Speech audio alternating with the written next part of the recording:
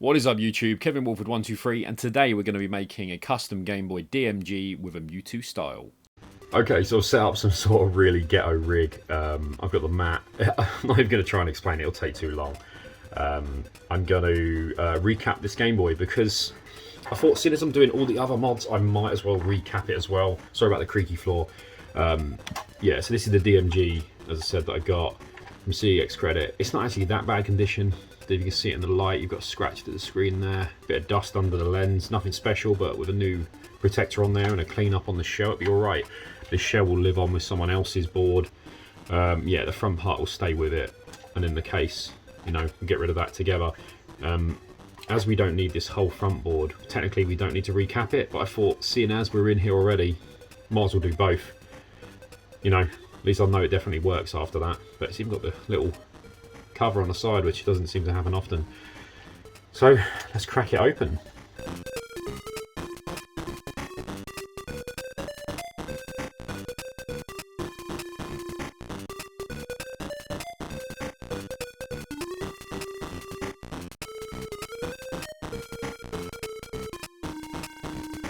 So yeah, they've got a ribbon cable which looks like it's glued on the inside to the panel. There we go. It's got a little bit of glue. I don't know, it's supposed to be like that. As if I can remember, you just slide it out. There we go. So yeah, two parts. So this part isn't actually needed for the mod at all. So this whole board, you don't need it. It's totally replaced. You've got caps, you know, on this board too. This is what we're going to be working with. I'm going to do both anyway because I'm in already. So for now, I'm going to put this to the side. I'm going to start on this. Now, having a look at it, we've got two screws. These are not tri-wing, they are Phillips. So we're going to move those, and we've got two Phillips here as well.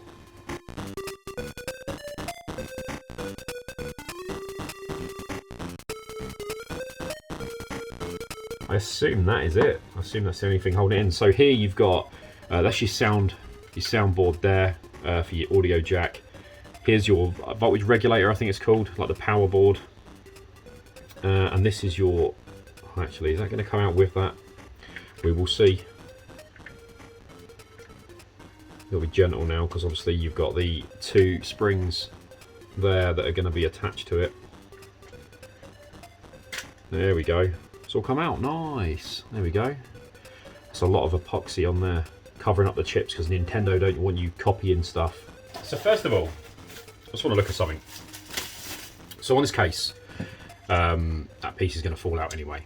But on this case, you've got your springs, obviously the two port, oh, I can't even see it. The left and the right, top left, top right corner for the springs, they come off of the board, which you can see are here. Well, you know, here and here. I'm going to be transplanting that into the other shell, right? So, on the other shell, what we're going to be using,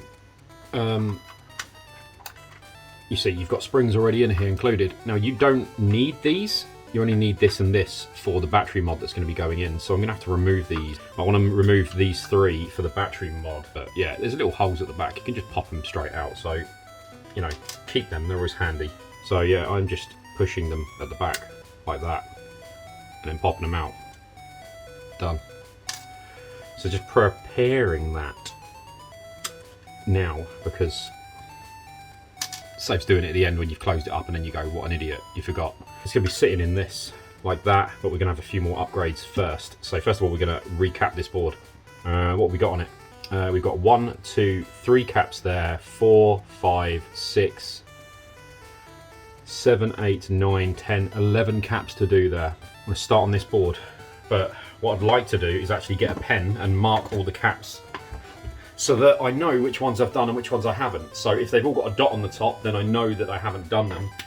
What I'm going to do is just put a little dot on the top so I remember which ones I have done and which ones I haven't done.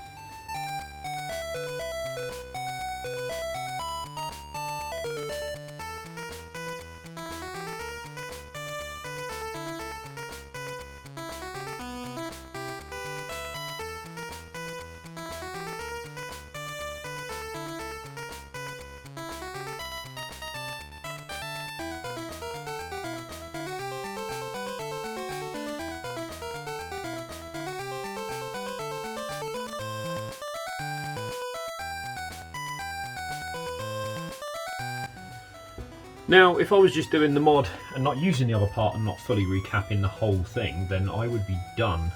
That would be it. But I should just use the other caps to spare. I should just chuck them in there so that if they do go to a new owner, I can put that that board was recapped. And also, I can recap that board and make sure everything works okay after the recapping before I change this, etc. So I'm going to bend that back out, because that's how that's going to live. And I'm going to put it back together now because these are done. I'm going to put this back with the other just to test it to see if it's alive. Okay, the ribbon's in. The case is back together. I'm not going to screw the case up because that would be madness. I'm going to pop some batteries in. It's going to make sure that it powers on.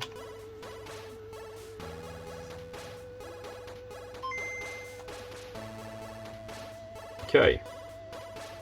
Sounded nice. Just pop a game in anyway. All looks good. Not that you can really make it out, but sound's working. I mean, the audio part's fine. It's on, so the power bit's fine. The screen's working, so the recap on the front is successful. Now, well, actually, that's to the back. That's the bit we need. The front is what's next, actually. So I'm going to give that a go. Next up, I'm going to put in the clean power board. All you got to do is remove this board here, solder these points, and put that one in there.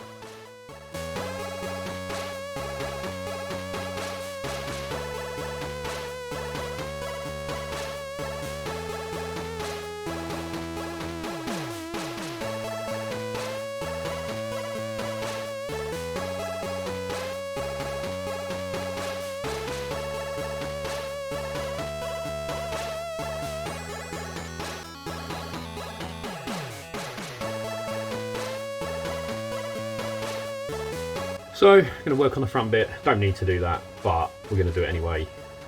There's a few caps on here. So you got 1, 2, 3, 4, 5, 6, 7, 8. 2, 3, 4, 5, 6, 7, 8. Yep, that's correct. Let's do it. Let's do it. So first of all, we're going to need the screwdriver. This one is the tri-wing. We do not want you. We need this one. I'm going to open it up.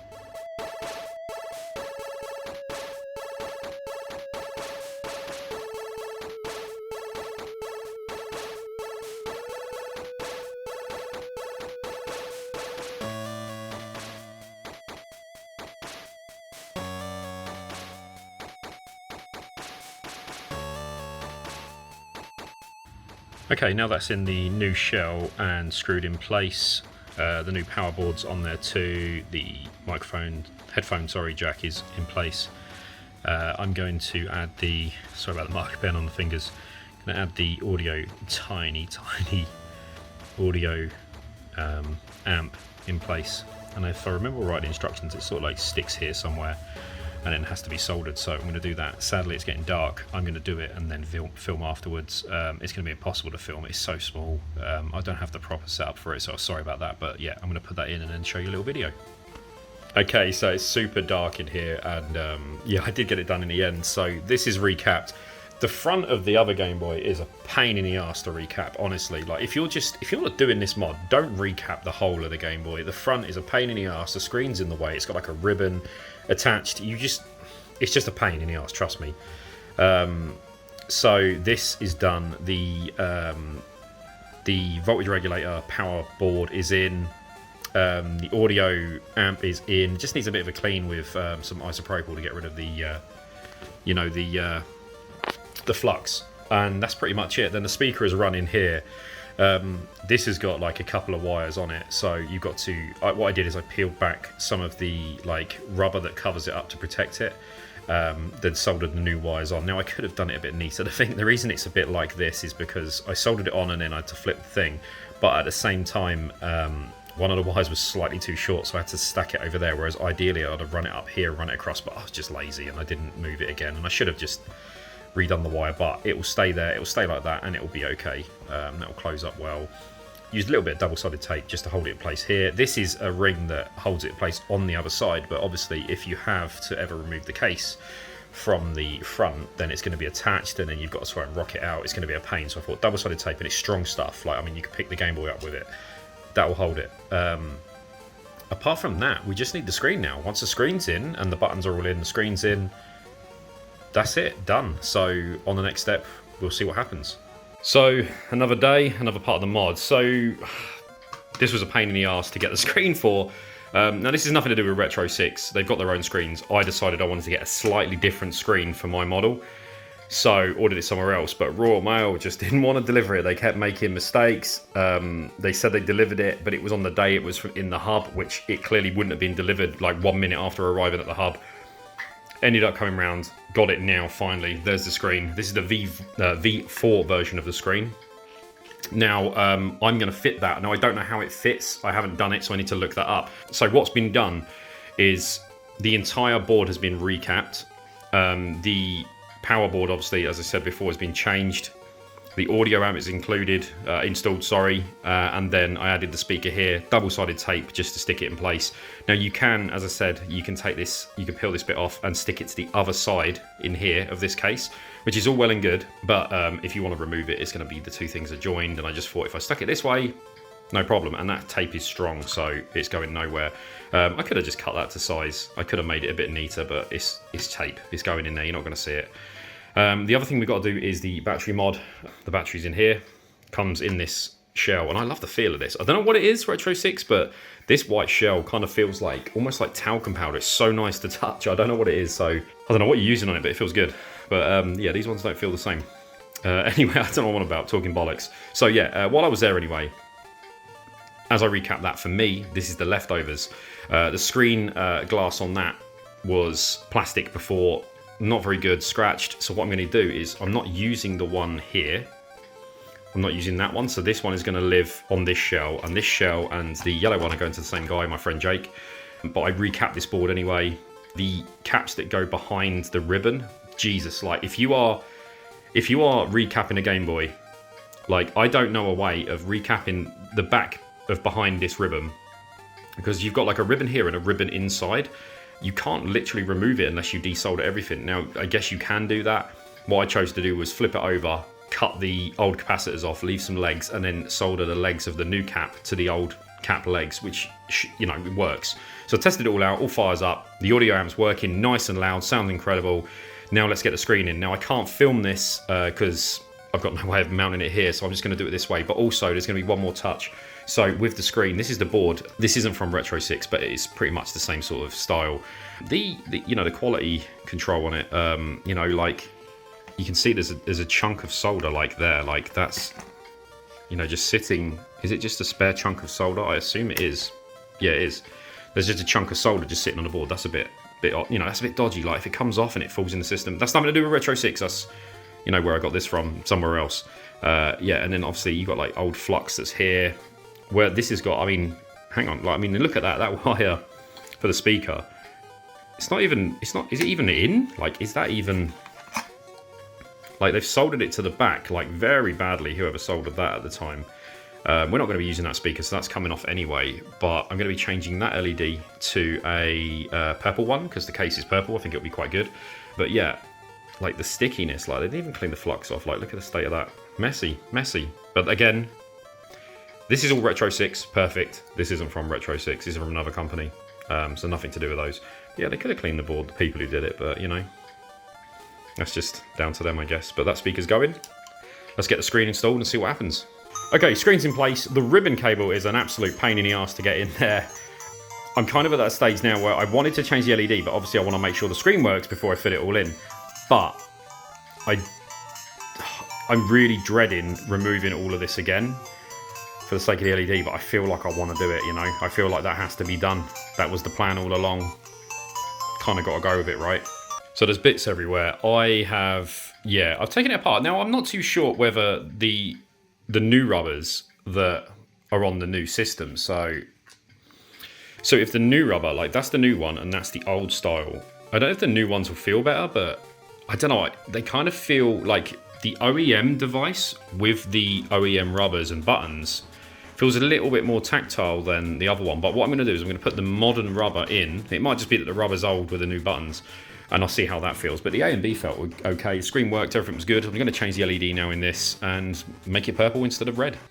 Okay, so the screen's in. There's no dust behind the screen. Obviously, it's got fingerprints where I've been touching it, but there's no, as far as I know, hopefully there's no dust behind the screen still. I've lined it up perfectly. Changed the LED over. I tell you what, removing that LED was the hardest thing I've done in soldering. I don't know what it was, but the LED in there, one leg was just stuck. I had tweezers on it, I'm pulling it, I couldn't move it. I tried like putting solder each side, flowing it and everything. I tried heating it and pushing it through, nothing. In the end, like I did the best and kept wiggling it. It started moving a little bit, and then I got another piece of like the LED leg, cut it off, put it underneath, put the board on top, heated it and pushed that through so that it got rid of it. It was awful to get that out. Terrible, but it's done. So now I'm going to put it together and see what happens. And it's all back together. Just need to screw the case shut, but I put the clean juice in. It's literally, you remove these 3 sets of springs and then just pop it in the battery and then push it in, and it sits in place like that. Now, obviously the case you get doesn't have a hole, so when you buy that, make sure you buy one that's pre-done. Now I'm going to try and do this on the camera, which is probably going to be impossible. Just trying to line it up. 2 hands will be much better. I will do it. I will find you. There we go, we're in. Let's just check that it still powers up. Hang on. Find the button. I can hear the buzzing. Oh, nice. Okay, let's do this up. So the Game Boy is complete. So we've got the audio amp, the buttons have been swapped over to these kind of semi-transparent ones. We've got the Mewtwo shell, which is gorgeous, UV printed. Got an IPS screen in there as well, which is working fantastic. Got the rechargeable USB-C battery mod. And with the amp, the audio is super loud. Let's give it a go. Let's crank it up. Super loud. Sounds really good, really clear. It's all together. It was a nice build. Only little troubles I had basically was changing the LED on the panel, which is where the IPS screen goes, but of course that's not the end of the world. You don't really need to change it, but it is purple, but it's hard to see out here, as well as the screen because it's such a nice day, but you can see the Game Boy so much better. Apart from that, everything else went really smooth and clean. As always, retrosix, you make some incredible products. I don't know what to do next though, that's the thing. Oh, hang on, there's a hedgehog in the garden.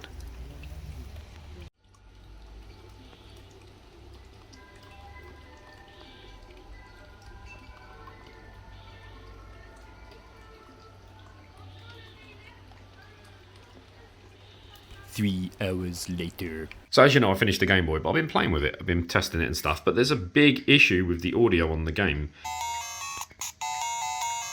Yeah, it's wrong. Like, it's missing channels almost. So it's outputting the audio. Depending on the game, it'll output okay. Like, for instance, you know, we'll get off that copyright strike. But yeah, when you're playing like Super Mario and you get into the cam bit, you'll hear it. I'll put a thing like in the video.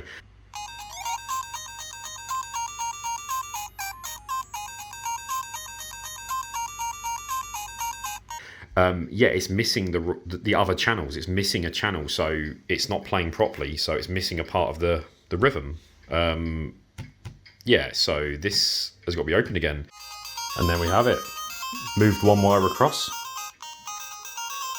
And we're back in business. How it's supposed to sound. Yeah, so basically, instead of wiring the amp to the wheel on the second pin up, take it from the board and wire it to the board speaker out. So not the ground, of course, the speaker out, and you get both sides fixed. Looks so good.